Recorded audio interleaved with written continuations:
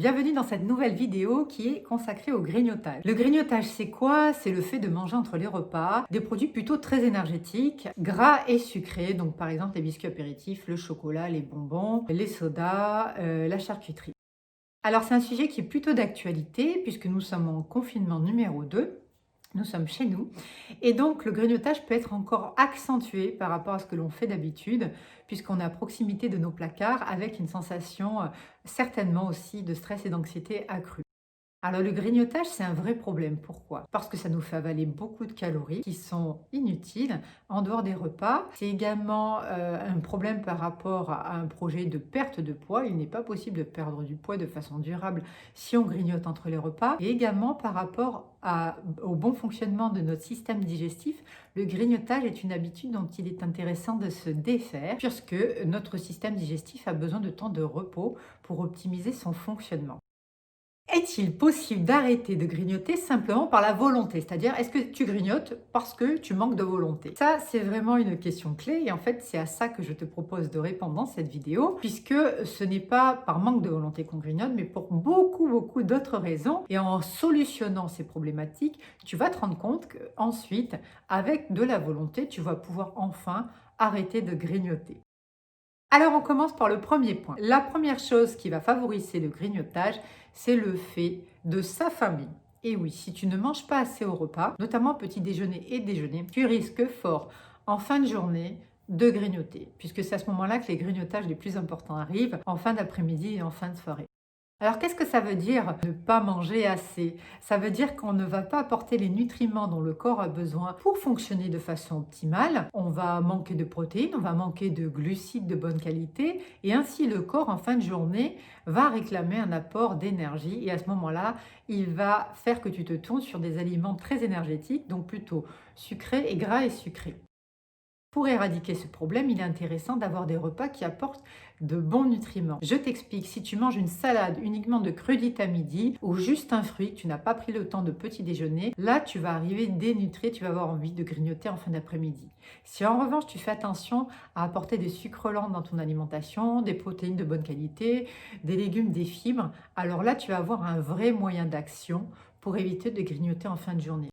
L'ennemi du grignotage, c'est une alimentation équilibrée qui va te permettre de réguler ta faim, d'apporter de l'énergie à ton corps. Même si tu as un travail sédentaire, sache que ton cerveau demande de l'énergie. Donc ce n'est pas parce que tu es assis à ton bureau toute la journée ou que tu restes chez toi parce que c'est la période de confinement que tu n'as pas besoin d'énergie. Ça, c'est une mauvaise approche. Ton cerveau demande de l'énergie.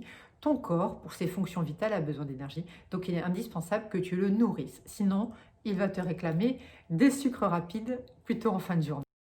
Deuxième chose par rapport au grignotage, il faut absolument que tu fasses attention à éradiquer les sucres rapides et surtout ce que tu peux consommer en dehors des repas.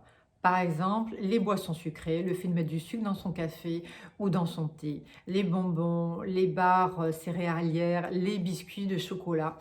Tout ça, en fait, ça favorise un taux de sucre élevé dans le sang. Quand on a un taux de sucre élevé dans le sang, cela déclenche des hyperglycémies et ensuite des hypoglycémies. C'est-à-dire que ton corps, naturellement, va aller récupérer ce sucre et va faire baisser le niveau de sucre dans ton sang, provoquant une hypoglycémie. Or, lorsqu'une hypoglycémie réactionnelle, cela s'appelle comme ça, apparaît, qu'est-ce qui se passe? Ton corps réclame à nouveau du sucre. Ce qui veut dire que la meilleure façon d'être certain de grignoter en fin de journée, c'est de manger du sucre dans la journée.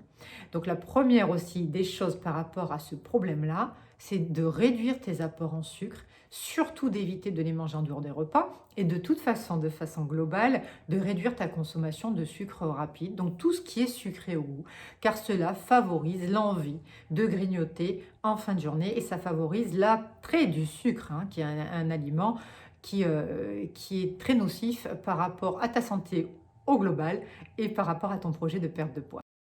Troisième chose, je vais te parler du stress. Alors le stress, c'est quoi? Le stress, ça n'existe pas, c'est ce que tu ressens toi par rapport à un contexte, par rapport à un environnement. Et parlons-en en ce moment, confinement numéro 2, beaucoup de personnes se sentent extrêmement stressées, anxieuses par rapport à ce qui pourrait se passer dans les semaines à venir. Le stress va avoir un effet sur ton corps et va te donner envie de grignoter. Pourquoi? Parce qu'il fait en fait augmenter une hormone que l'on appelle le cortisol et qui va faire monter justement ton niveau de sucre dans ton sang et donc qui va te donner envie de manger du sucre. Et le pire dans tout ça, c'est que plus tu es stressé, plus tu as envie de manger du sucre et plus tu le stockes. Donc ça, c'est un vrai problème puisque ça met notre projet de perte de poids ou de stabilisation de poids en danger. Évidemment, c'est facile de dire de essayer de stresser moins. Qu'est-ce que l'on peut faire vraiment? On peut s'attacher à pas mal de techniques, hein. Beaucoup de choses existent pour aider les personnes à réguler leurs sensations de stress et d'anxiété. La sophrologie, la psychothérapie, la méditation, des activités physiques qui nous font du bien, des activités sociales et artistiques. Bref, tout ce qui nous permet de relâcher la pression et de faire diminuer notre problématique de stress et donc notre cortisol. Quatrième point, le grignotage est souvent en lien avec un mauvais sommeil. Un mauvais sommeil, c'est quoi?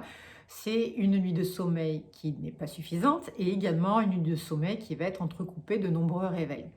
Pourquoi ça a un impact sur le grignotage? Eh bien, tout simplement parce que lorsque nous dormons, nous régulons des hormones de la satiété et des hormones qui régulent également la sensation de faim.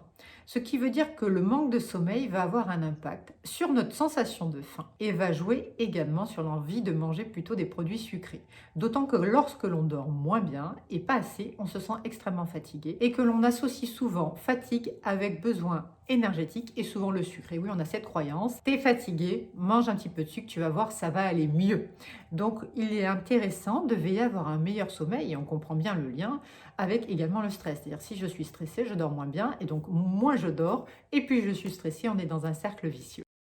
Enfin, je vais te parler de ton microbiote. Le microbiote a un effet également sur notre envie de grignoter. Comment est-ce possible? Eh bien, tout simplement parce qu'un microbiote déséquilibré, par exemple une candidose, va générer des compulsions vers le sucre et l'envie de grignoter. C'est connu et c'est démontré scientifique. En fait, une candidose, c'est un champignon qui est extrêmement présent dans tes intestins et qui va générer des dysfonctionnements et une dérégulation de tes neurotransmetteurs, notamment la sérotonine. Et quand on est en déficit de sérotonine, on a envie de manger du sucre. Ce qui veut dire que même si tu es plein de bonne volonté et même si tu essaies de bien manger, d'appliquer les principes dont je viens de te parler, malgré tout, tu peux avoir envie de grignoter et avoir la sensation que tu n'arrives à rien faire.